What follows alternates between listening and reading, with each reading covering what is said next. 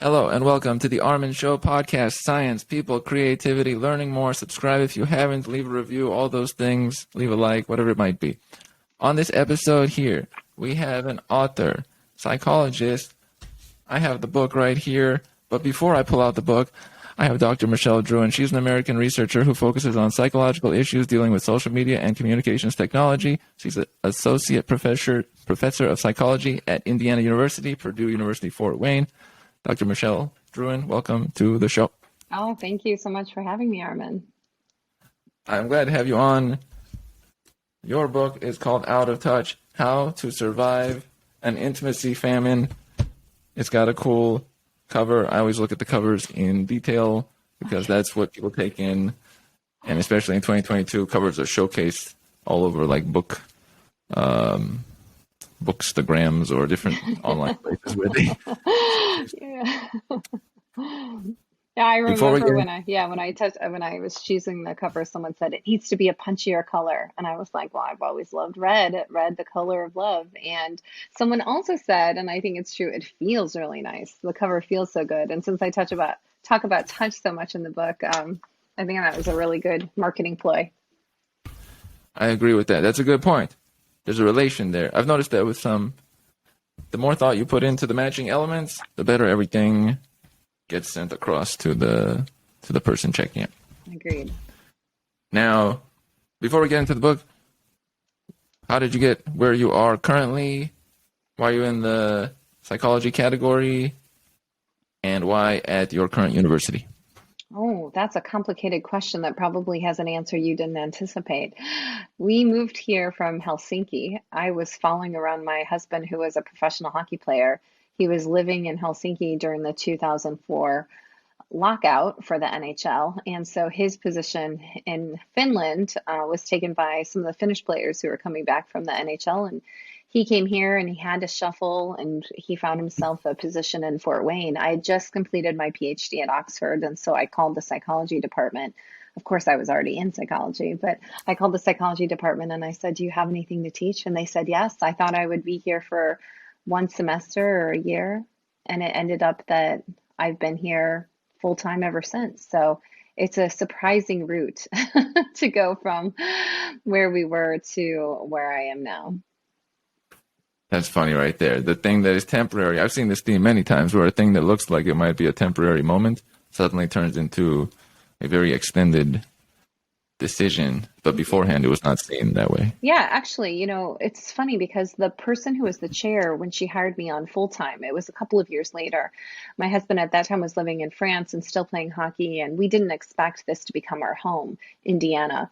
And so I said to her, look, I'm not going to be staying. I really have plans to move on. And she said to me something that I've thought about a lot of times since then. She said, people have told me that they're going to stay here forever and they leave after a couple of years. You're telling me you're going to stay for a couple of years, but you might be here forever. And it turns out she knew more than I did. Yeah. That's a great point. It is usually the switch. I've talked about that. If somebody shows up and they meet you and they're super excited, that person's probably going to disappear in like 12 minutes. But then the person that shows up and it's like maybe difficult or slow moving or something, like it's not bad. Yeah. It lasts a long time. There's a great counterforce to that. That's funny. And then so you end up, what's the biggest difference from your current location and Helsinki that comes to mind? I guess, accessibility of the downtown and walking. People in Finland have a lot of emphasis on outdoor activities. So even through the winter, they would cross-country ski to work. And they just had a very active outdoor lifestyle. Whereas here in Indiana, when it gets cold, people are pretty sheltered in. And they need to maintain that active lifestyle because we were in parts of our stay there, we were living in Jyväskylä, which is up near the Arctic Circle, and it was really dark. So we were there in the winter and it was dark for, most of the day. And even the time when there was daylight, it was still pretty dark. So that's a big difference. The Finnish people, though, they're so kind. I really loved our experience there. And everyone speaks English. They have the television in Finland, or at least the television we had English speaking television with Finnish subtitles. So not surprisingly, people are really good at English and they're also very good readers. Are you well versed in both English and Finnish? No, not at all. So, because they're so good at English, all of the Finnish people I met said, don't bother learning Finnish. It's a difficult language. And although I've heard it's a very regular language, they said it was difficult. It's only spoken in Finland. And they said everyone here speaks English anyway. So I had really surreal experiences where I would walk into a room full of people. They were all speaking Finnish. And as soon as I walked in, they would all switch to English. So they were also really polite and accommodating to English speakers. That is nice to hear right there. They said, don't bother. They're like, you're fine. Yeah, we're good. We all speak English way better than you will ever learn Finnish, is pretty much the sentiment. Very practical there. That's cool. Yeah, they are. Did the darkness affect mood? Absolutely. It's funny because I remember thinking I need to go to a tanning bed, and I haven't thought of being in a tanning bed in decades, but I just thought I just need some warmth on my body. I need some heat on my body, but they didn't have any tanning beds. So, yeah, the darkness is tough. Anyone who has seasonal affective disorder would definitely have a hard time there. I went to Scotland, somewhat similar, and it has that, it can have that feel to it. Yeah, rainy, dark, yeah, gloomy, Gloomy. Gloomy. gloom. Like Seattle, too. Yeah, Right. yeah. That's funny. Now, speaking of which, tanning bed, heat, touching, touch, we have it, our body. Our current society is definitely out of touch. I know for a wide variety. I always think of the younger people. They're the first people that come to my mind. But there is an intimacy famine, not to be confused with the potato famine. How did this intimacy famine happen? Well, I would contend that we've been heading towards it for at least the past decade. I think certainly it's been exacerbated by pandemic related restrictions where we haven't been able to meet with people face to face, touch them in regular ways in social and professional environments. And in general, people have really drawn inward instead of really making an effort to socially connect in an outward way, in a way that promotes physical intimacy. So I think one of the things that I'll have to say before I really dive in is that intimacy is more than just physical intimacy. It's not just sex, it's not just hugging, holding hands.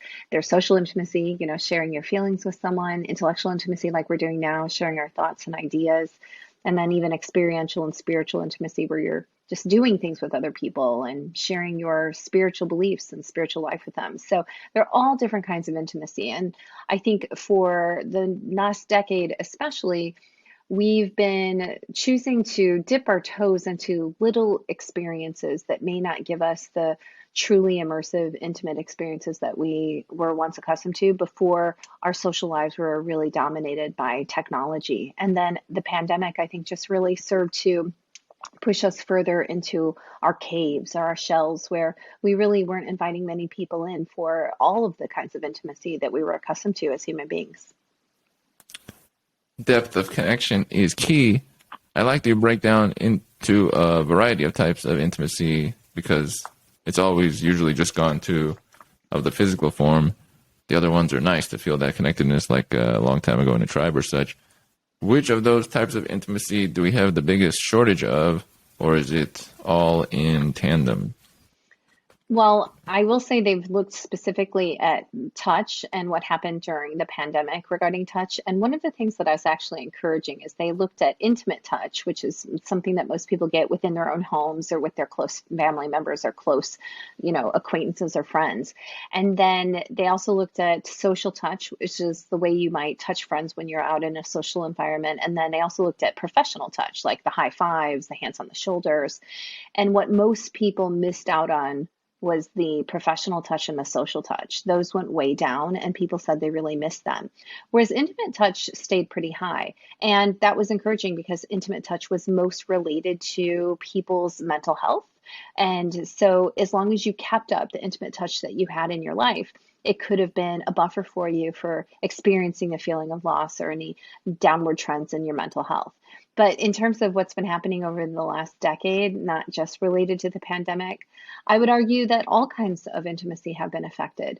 Think about it, even right now, like you and I could meet up in LA and we could go and walk around the park and, talk, and we would have the closeness of being able to see each other as we move through the world, watch how our bodies navigate space, really pay attention to nonverbals, be able to look each other in the eye instead of me just looking into my camera lens.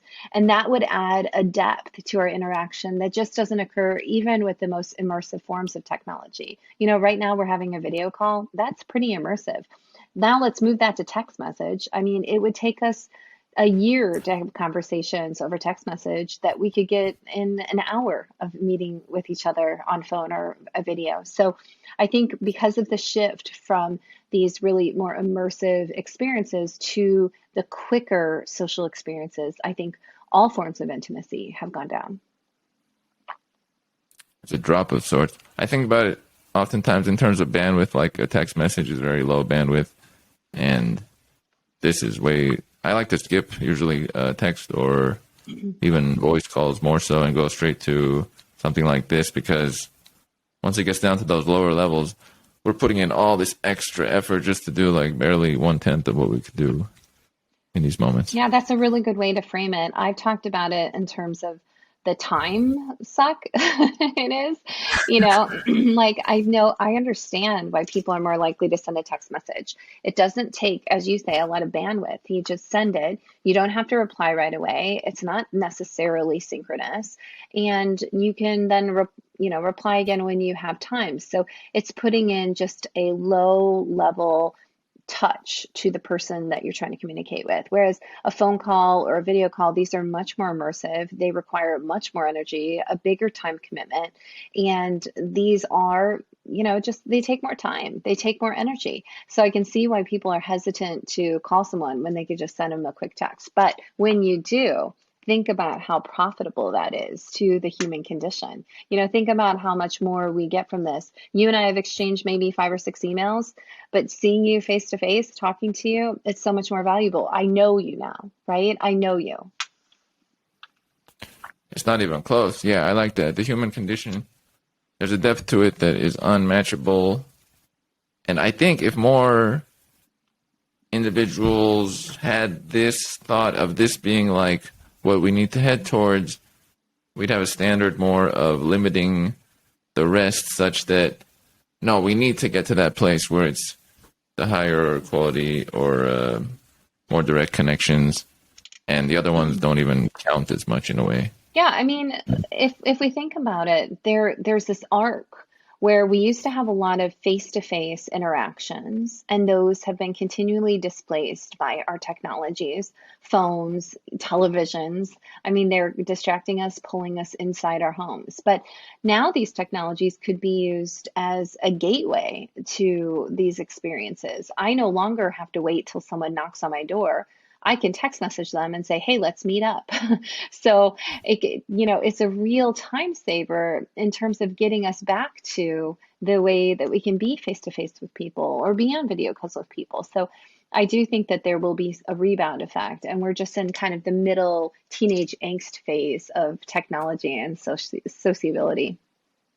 This is true. It is. You reminded me that it's nice for the proactive individuals, because now suddenly technology is a gateway to potentially more connection or more meetups or maybe more group activities leading to the in-person, as long as you're proactive. But then if you're reactive, this might be a colder time because you see things over there and you're not part of it, and then you're on the outside in a way.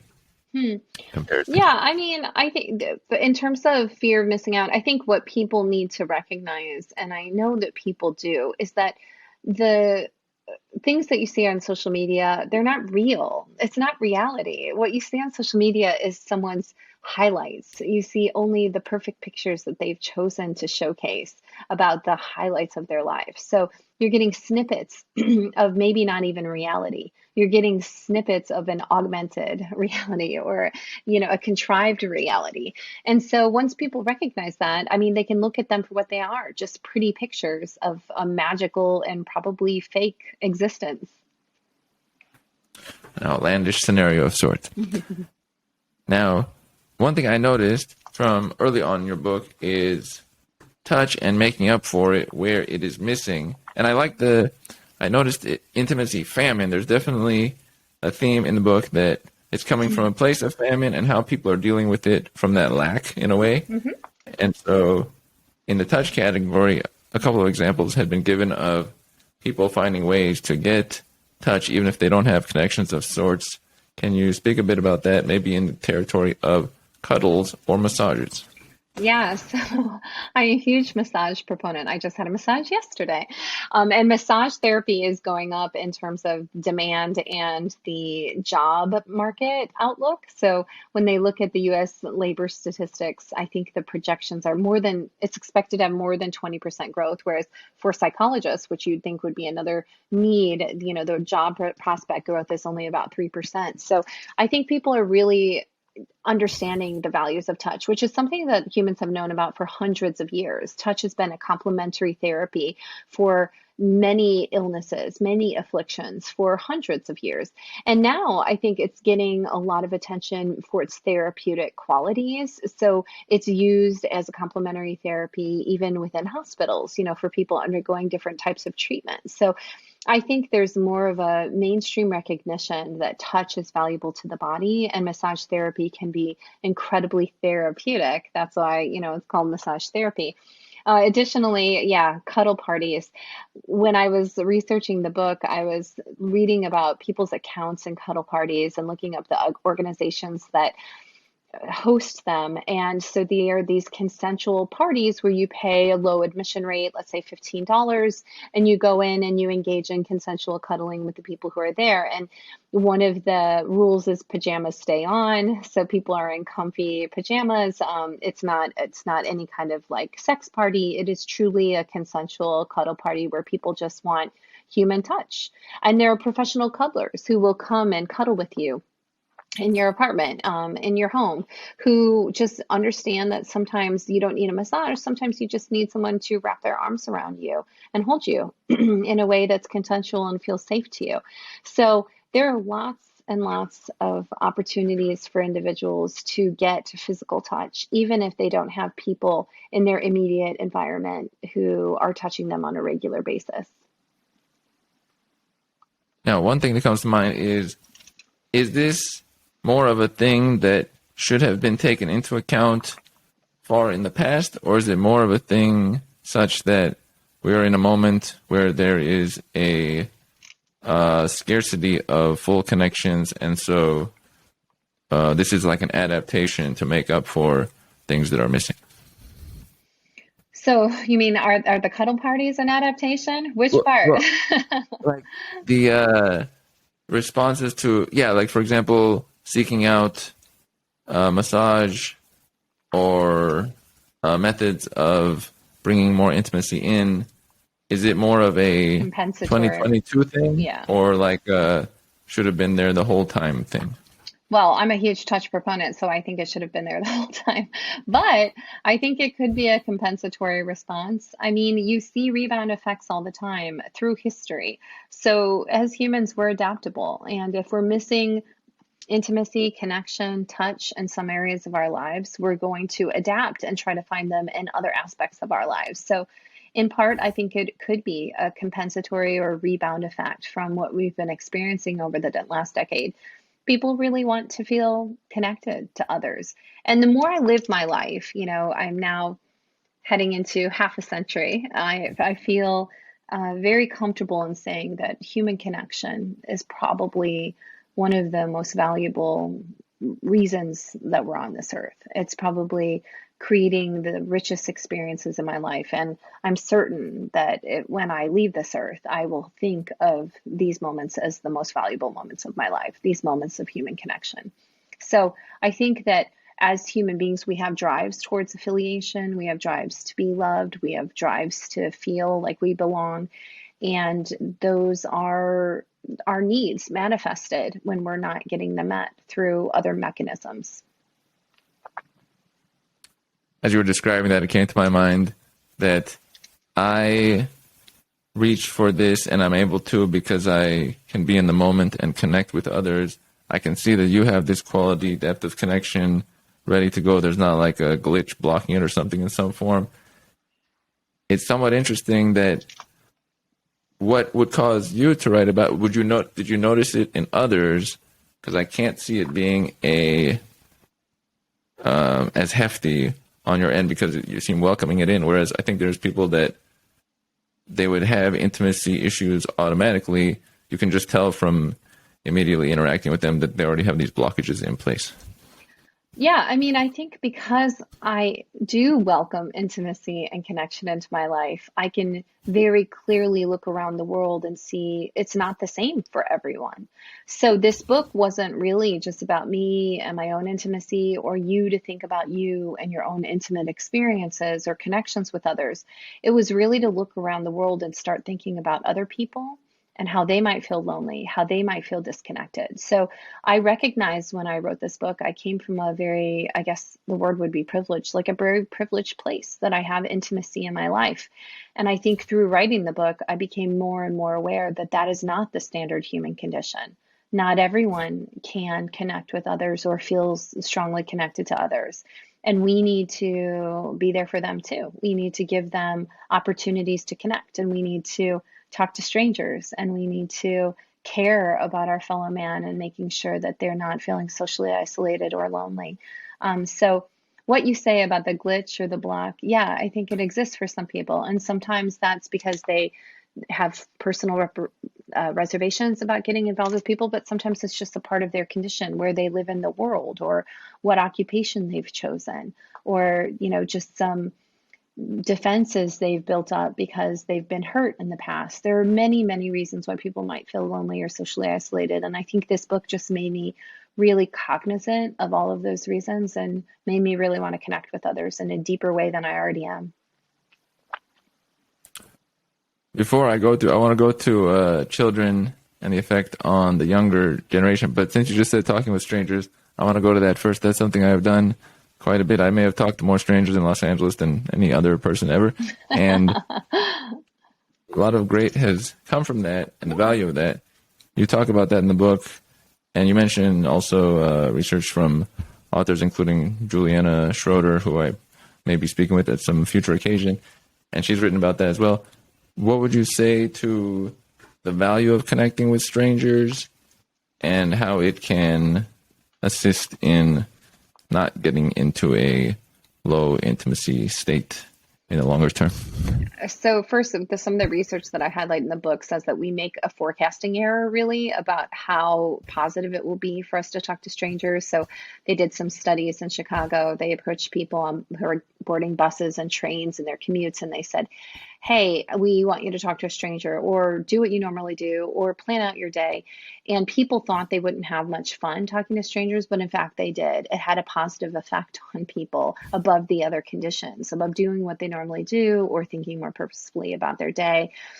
So there is real benefit, as shown in these experimental studies, in actually talking to a stranger. But why is that so? Well, I mean, a couple of reasons. When you talk to a stranger, you're exposing yourself to another human. You're connecting with someone, and that is a benefit potentially to you and to them. So you could feel good about yourself and the way the world has widened for you in that moment.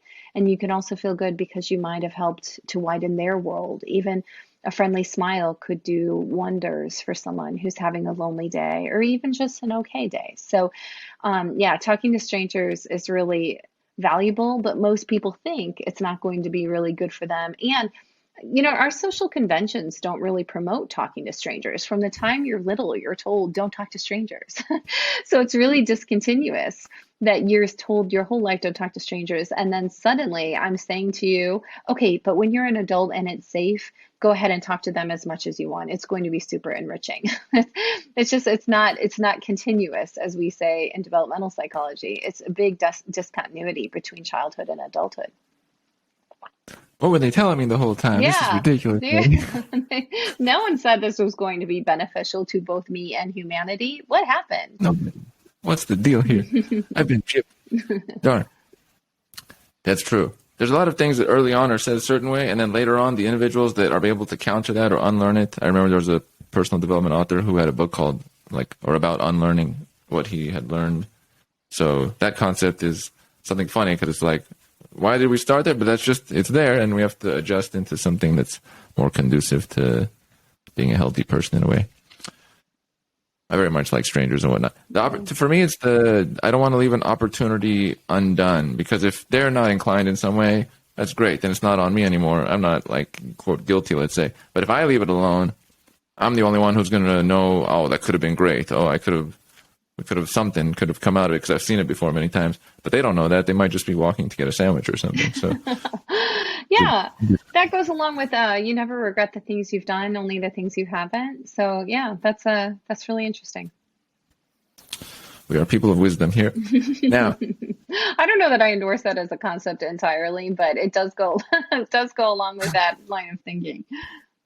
fair. It's good to have some long-term views. Things that, like, if you talk to a 93-year-old person, they'd be like, yes, I think so. Yeah. And yeah, getting variety in your life. The thing, you saying that you've maybe talked to more strangers in LA than any other person, that's such a cool thing. So, I mean, are you approaching them on the street? Where are you approaching them? This is great. I could just, I haven't talked about this in a while, but everywhere. So a lot of like stores, street, public, the amount of people that I've met and collaborated in some way, or we dated, or we became friends, or they came to group nights or something from wherever. It could be Ralph's, the store, or it could be on the street, by the beach. There's some places that are more likely that things go well than other places I've noticed, but pretty much anywhere. Yeah, it's not common. I would have seen it more. I've seen it very few times that other people are doing it, and when I see it, it's like super obvious to me because I never see it. That's great. And so do you have a wide social network then? I have had a wide social network, and yes, I have a varied one, and at times it's gone larger and smaller, but it's kind of nice when you have an ability, you know that it's like when people are entrepreneurs, which is not really my category, but they know that even if they lost whatever they had, they could start up a new business of sorts. It's that feeling within. That's the important part, I think, because whether I branch it out to a lot of people or I leave it for a couple of years and it reduces to a few people, knowing in your head, like, oh, okay, if I really wanted to, I could expand this network once more. It's quite important. Oh, that's interesting. I've never thought of friendship framed that way, but basically what you're saying to me is I know I have the ability to make friends. So even if I end up having zero, I know that I can make them again. Yeah, it is a lot like what you'd expect to hear from an entrepreneur who says, I know that I can make money. And if this venture doesn't work, I know I can start another one and I could be happy. You know, not enough people place emphasis on social capital, and they should, because social capital is one of those things that does keep you healthy and does keep you happy. The studies I talk about in the book say when they look at the Harvard longitudinal study, this group of people who they've followed for 75 years, the single most important thing to a happy life was them having strong social connections. So it matters more than money. That matters. So that's a really wonderful way to look at it. I like that you mentioned that. That's I saw, yeah, similar, like the rankings of what's the impacts you the most, and one of them was like having a person to contact when you need them. That was like way up there, more than even your like blood pressure. Yeah, Or I mean, maybe. that's the social diversity, the depth and the breadth of your social network matters a lot to your overall health and your longevity. Yeah, it matters a lot to have people who are there for you to help see you through the storms. Hmm. Or even just to break that part even shorter, to help see you, because those few people that. Well, oh, I gotta go into that. What do you think about that? The idea of the value of whether it's one or two or three people that actually see you, not some filtered form. I know somebody who recently put up a video, and then they put up another video. This one was liked by everybody because it's sort of their lively, happy self, and then this one was a little bit more in depth and saying stuff. And she got a bit of backlash, not backlash, but people were like, "You should put this one down." But it had her full self too, but they didn't really know it. They couldn't see her, so she took it down. And I thought quite a bit about that, like, though they don't even see her, for example. Yeah, they don't What would even you know say about that that? side of her. Yeah, it's funny. I did a podcast earlier in the year called Being Seen, and she asked me what was the first time that you really felt seen. And I thought, that's the first time anyone's ever asked me that. But it means so much to really be seen as who you are. And so many people just see this version of you that I said is perfectly curated snippets of the life that you want to portray to others on social media. So I think being seen for who you really are is really important. And I think there is a rebound effect that we're seeing on social media where more people, more influencers are saying, this is the real me. They're trying to have a backlash against filters. They're posing in different ways, even fitness models. So you can see this is me as a fitness model, and this is me how I really am. And, this is the dark side, I think, of social media is that people can sometimes just see the filtered, curated posts and think that's who they really are, but that's not it.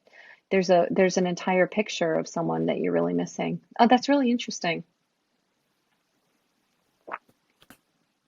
Yeah, the stock of the curated, let's say there's a company called Curated Incorporated, the stock has been declining in recent years, and the stock of, let's say we'll call it authentic form or yeah. yeah. Yeah. It's like, nope. Because I think it got to a point of real depression for too many, and they were like, nope, okay, we need to somehow push B. Yeah, so the again. algorithms are pushing more towards authenticity. Yeah, I always said years ago, I was saying, I put up these photos online. Because I'm guilty of it too. I have photos online that are carefully curated, they're carefully selected. I have a reputation, a business reputation, an academic reputation, and I want to make sure that people see me the way I want to be seen. And then I said to someone the other day, what I should do, well, this was years ago, what I should do is put a picture of my hands after I've just eaten some Cheetos, like my orange fingers. That's the real me. The real me is the orange fingered me, just like licking one of my fingers and saying, this is me. And I think that's really happening. This is the real me is a real movement because I think people are tired of being liked for just their superficial selves and they want to be known. They want to be seen, just like you said. This has been one of my themes. I have to put that out there for the past, 10 years, but maybe 15. All my internet content, I've been putting out just rap video or talking or this thing, all this stuff that's not curated at all and looks like poor form probably for like 12 years. But the theme underneath it is I'm jovial underneath. This is outward representation. Take a look if you like it, but it's expressiveness.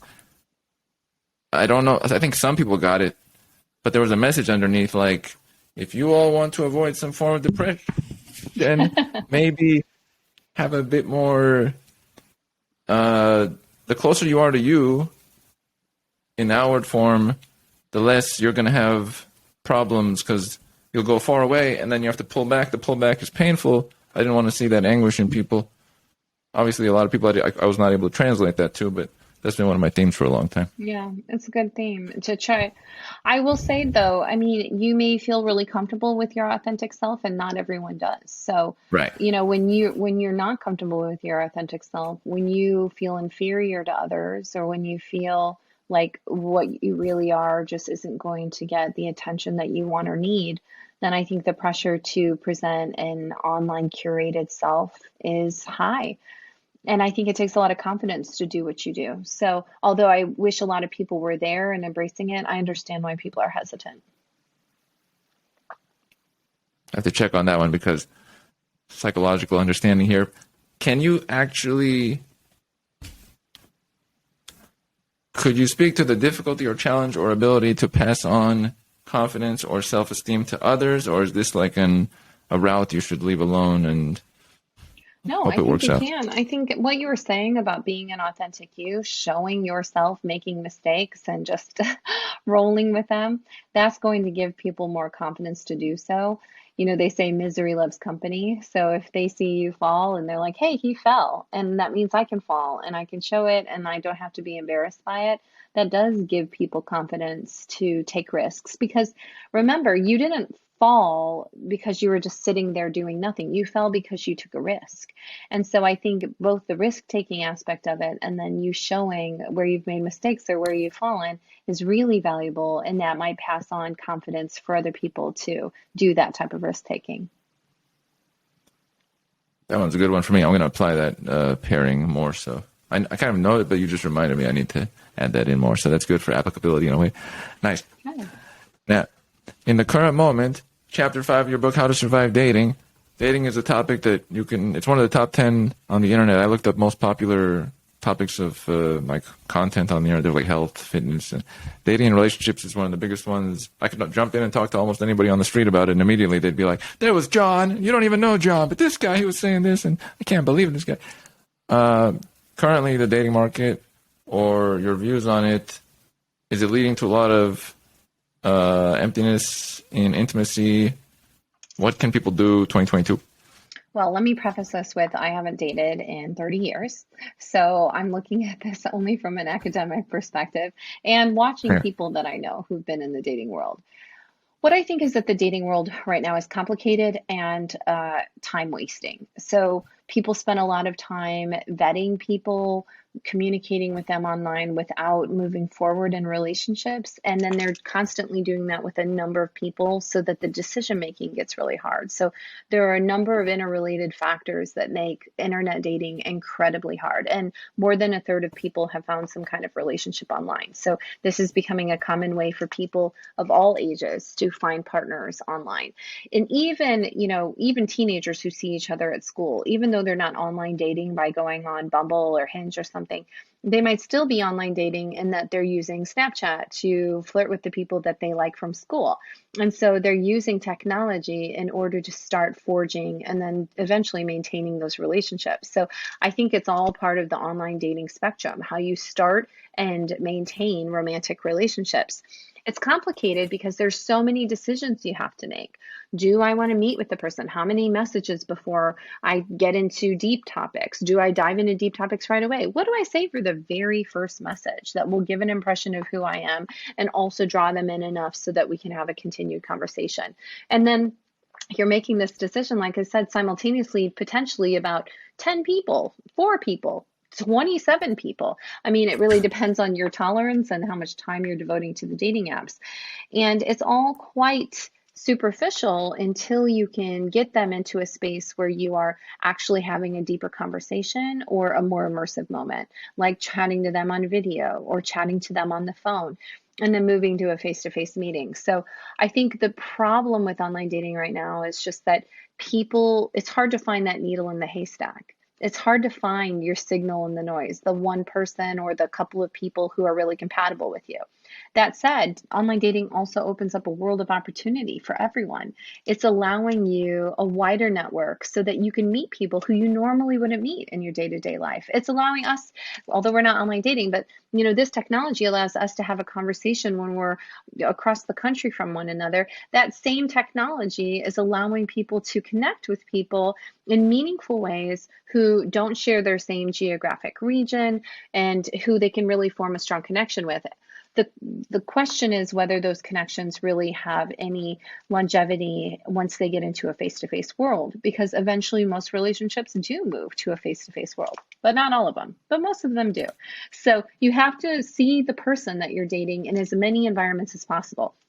Sure, text with them, but texting is such a small part of my relationship right now. Sometimes I go days without texting my husband. So that skill is not a necessary skill among a functioning couple. But what is a necessary skill for me and my husband is that we communicate well face to face, that when we see each other, we feel attraction towards each other. So those things you should try to vet early so that you're not spending a lot of time pursuing a dating process with someone who may not be someone who's compatible with you in the long term. I like 2 points that you brought up there. One of them, it's kind of funny how in the dating category, there's all these thoughts of a message or the place or these things. But then you look at a person who's actually in a relationship and none of that exists. And now it's 2 people that are getting along and we got to make these things happen. And that stuff, if we were doing that, it would be like backtracking completely. That's funny. Yeah, I mean, we barely text.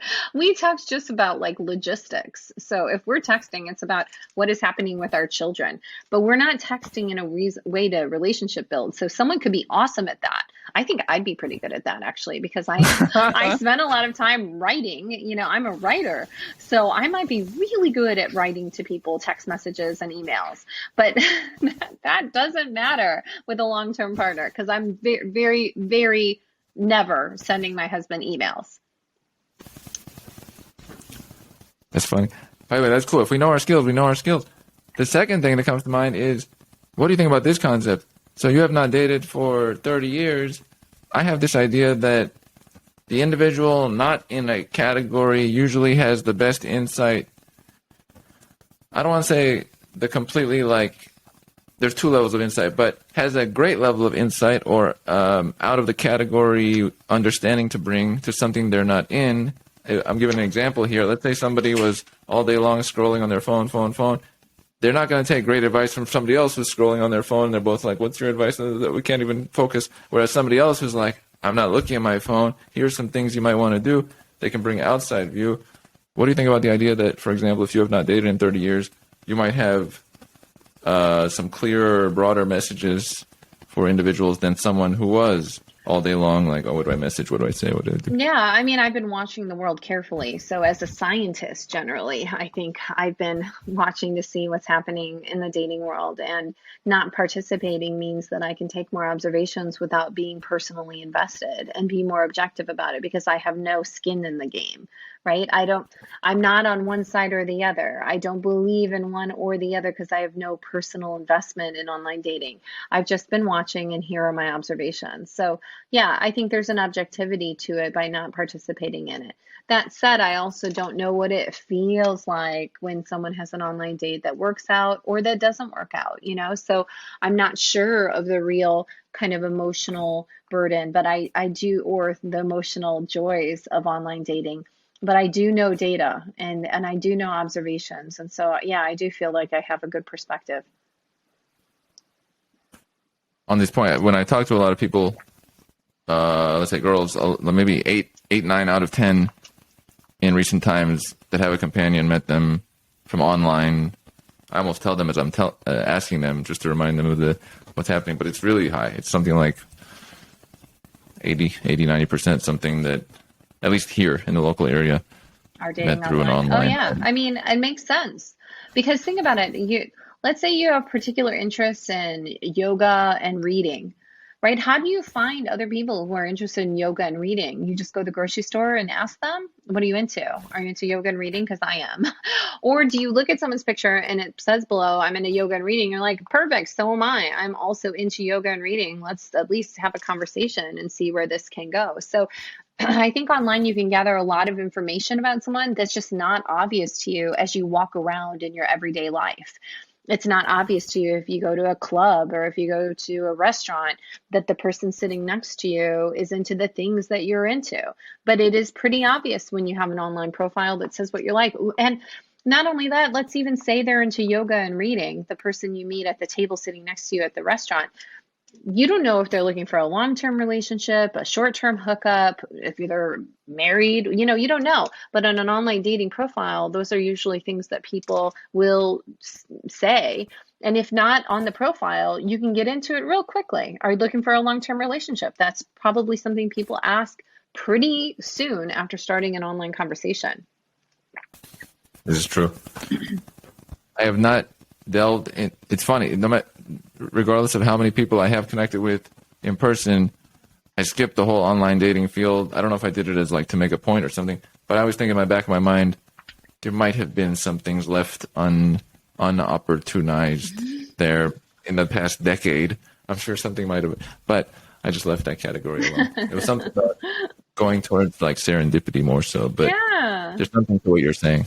Well, I mean, it's also good to meet people face to face and in a more traditional way because then you're relying upon face to face chemistry and love at first sight, maybe, the biochemical reactions that your body has to another person's body, the pheromones, like all of those things cannot be understated. So I think that that's a good route as well.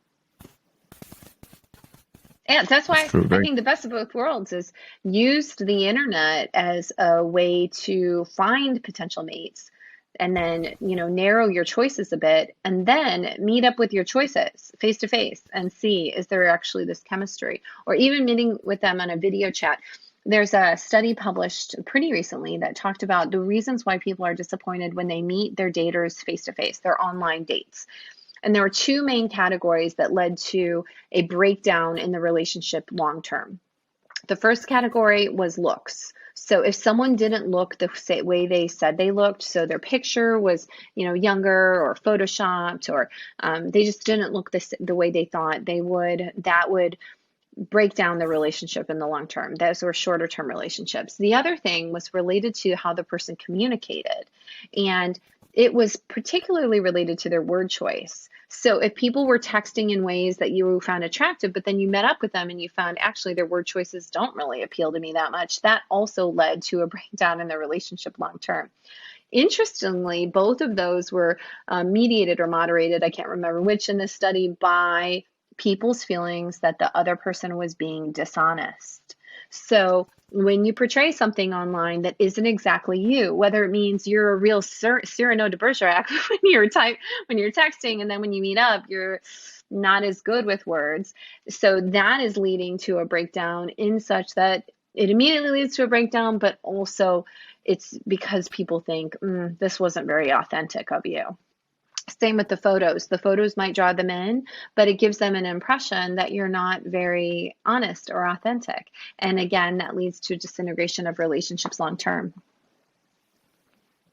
The lack of congruence is just too much. It's like, yeah, it doesn't match. It just doesn't match. And yet, I'm sure you've had, well, you who stayed out of the online dating, I'm not sure that you've had it, but I'm sure people who are listening might have had experiences where they were communicating with someone online, it was only okay, and they met with them and it was like, bam, I really feel it for this person. This was amazing.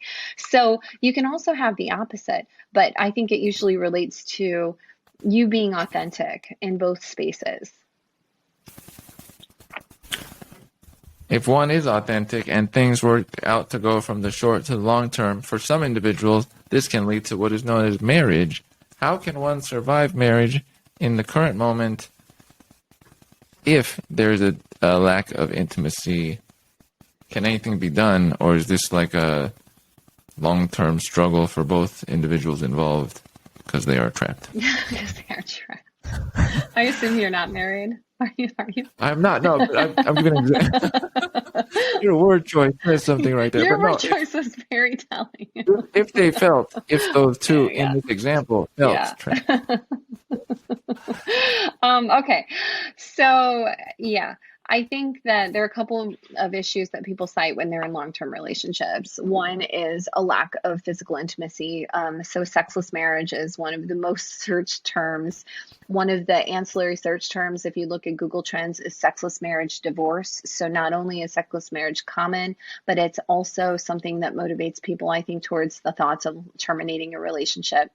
Sex is really good for a couple. I mean, it helps promote oxytocin, that bonding hormone that you have towards other human beings, gets released in your body during orgasm. And so you enjoy the benefits not only during that sex session, but also for 48 hours, you actually feel closer to your partner when you're having sex. So without sex in a marriage, it can sometimes get people down. They feel the loss of it. And so much so that a lot of people seek counseling for sex problems in a long-term relationship. And it doesn't have to be marriage. I say marriage, but obviously any long-term partnership. And another thing that people say is just not feeling very connected, emotionally connected to their partners. They may not go to bed at the same time. They may not really have any conversations aside from just logistics during the day. They may not feel appreciated, respected, and just connected. So bedtime is a really important time for people to connect. It's a time when usually you are free from other social obligations such as children, work, and house duties. And so you can really just spend that time connecting with a partner. So that's another time that couples tend to miss out on the opportunity to connect.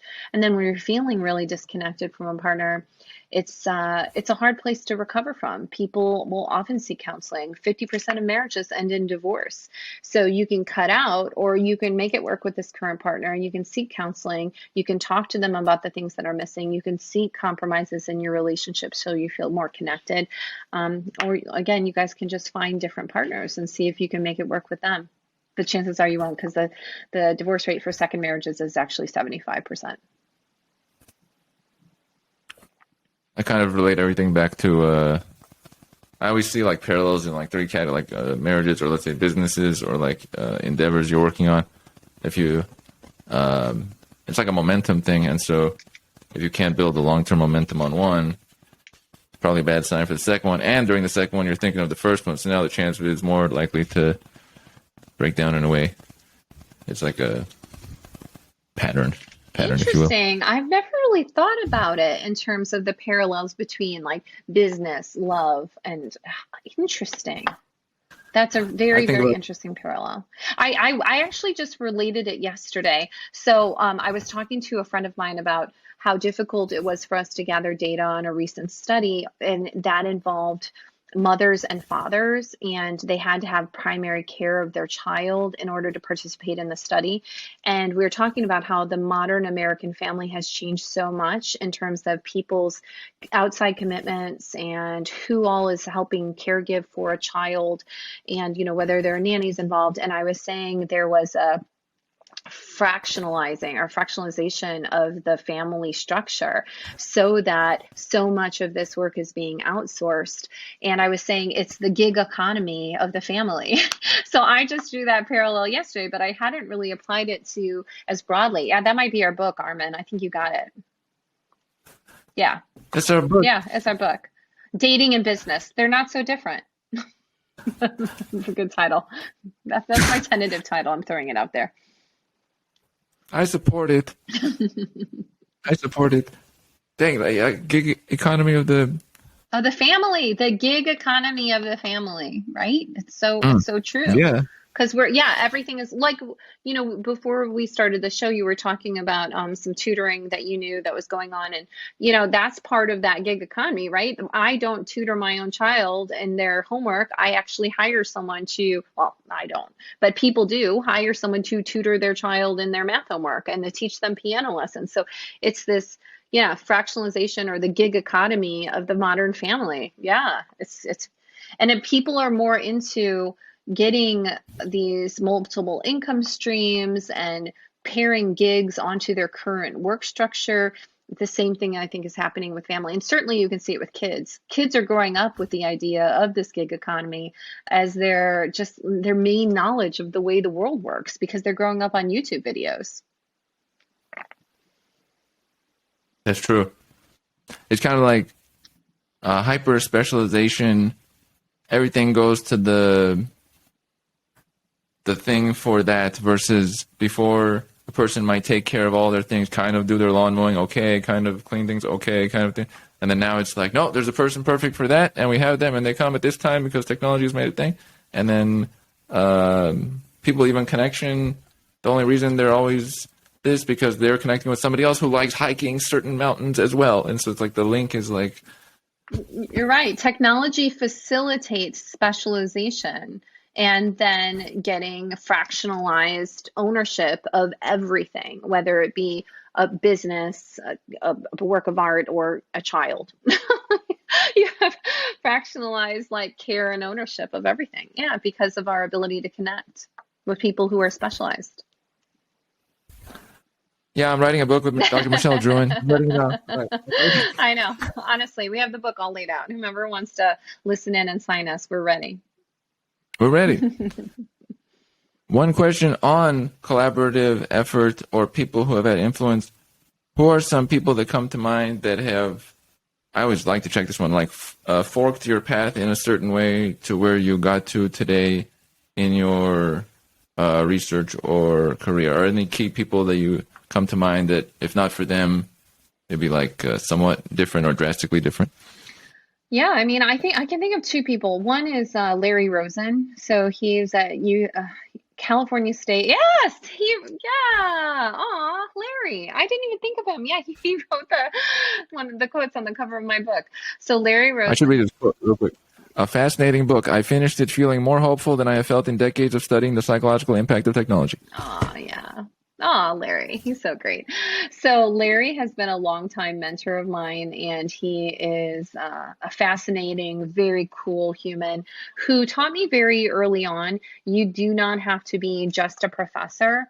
Branch out, do other things, write books, do speaking. You can use your skills to spread the world of knowledge that you have in ways beyond a typical research article. And I think that helped expand me in important ways that are allowing me to have this conversation with you now, because academic roles can be super narrowly defined or they can be very, very broadly defined, and I think he really embraced the broadness of that role. So he really influenced me. I had a former chancellor, Mike Wortell. He was the chancellor of my university. Maybe even he left maybe 10 years ago or maybe 8 years ago. And I just remember him taking an interest in me and my development. And I remember going to his office one day and he said, you're doing this research and texting, like give me a name of like a book. And I'm like, well, right now I'd say write a book called like text your way down the aisle. And he's like, that's a perfect book. But he was saying like, grab onto the trends. Don't just stay in a box. Take risks. And I said, I don't know if I want to be associated with a book called Text Your Way Down the Aisle. I'm a serious academic. He's like, you can be both. You can be both. So I think with both of these people, the major impact they had on me was to help me expand my understanding of what I could do in my life. We don't have to stay in narrow lanes. We can expand those lanes. And they were both really instrumental in that. I'm a big proponent of not staying in a narrow lane. I'm very broad linked. I like the Santa Fe Institute where they have like an economist meeting with a philosopher meeting with a chemist and they're talking about life or philosophy or something. The linkage, multidisciplinary linkage. We don't have to be so limited. And the thing you just said about if I make that thing, I'll be associated with that. But then if we take a broader view, maybe barely 3 people noticed, or they're just glad you made something. Like if we look at it from afar, sometimes people are just looking at what we made and they're like, cool, you made that. Or, oh, I didn't know you liked hiking. Or the benefits outweigh any potential. Really, Michelle, you wrote that book about that. Imagine that person that shows up. They're like, I can't believe you wrote that book. I think a little bit less of you now ever since. Yeah, I know. You put out Well, it's because of the magnifying lens of the internet too. I grew up in cancel culture. I just saw Monica Lewinsky speak. We have this really great omnibus lecture series at my university, and Monica Lewinsky spoke. And that scandal happened while I was in college. It was very, very public, obviously, and to watch her go through that scandal. She has a really great TED talk on the price of shame, but I think what it brought to me and what's been accentuated in little reverberations since then with other issues is that when people make mistakes, the cancel culture really wants to jump on people and say, you were wrong, you were bad. Whereas, I think I wish the world were more like what you were saying. Hey, this person just did something. It was positive. They were trying to do something positive, and let's just appreciate it for what it is. It doesn't have to be perfect. It's just what they created. My husband was really helpful to me for that. He's actually the better psychologist of us in this relationship, even though his degree is in business. But he often has a very measured perspective. And he said, I don't understand why you're afraid of criticism of your book. You talk about research in a way that's very scientific. So whatever, if they don't agree with the studies, it doesn't matter because those are studies that you didn't do that you're just presenting the results for. And if they don't like your opinions, who cares? Those are your opinions. They can't say to you, your opinions are wrong. They're your opinions. And I said, you're right. They can't say they're wrong because they're my opinions. So, it is quite a hard thing for academics to switch from the very formulaic, I'm going to write a research paper, and it's such a specific way to lay it out, and you don't put any of your own personal sentiment in. You don't even say I or we, to writing a book where I shared personal stories about my life.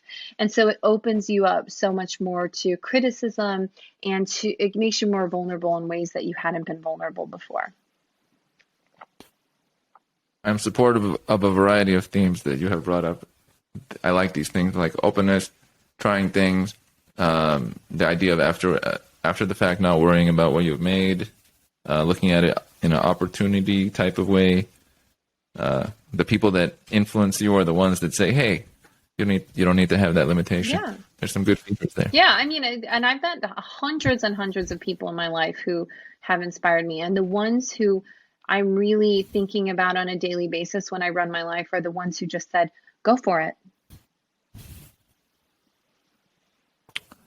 Out of curiosity, I check this sometimes in public too, but when it was over 30 years ago, how had you and your companion met? Was it on Bumble, Tinder, Hinge, OkCupid, Coffee Meets Bagel, Yeah. or Wikipedia? Or which one? Yeah. I have a TED Talk about that.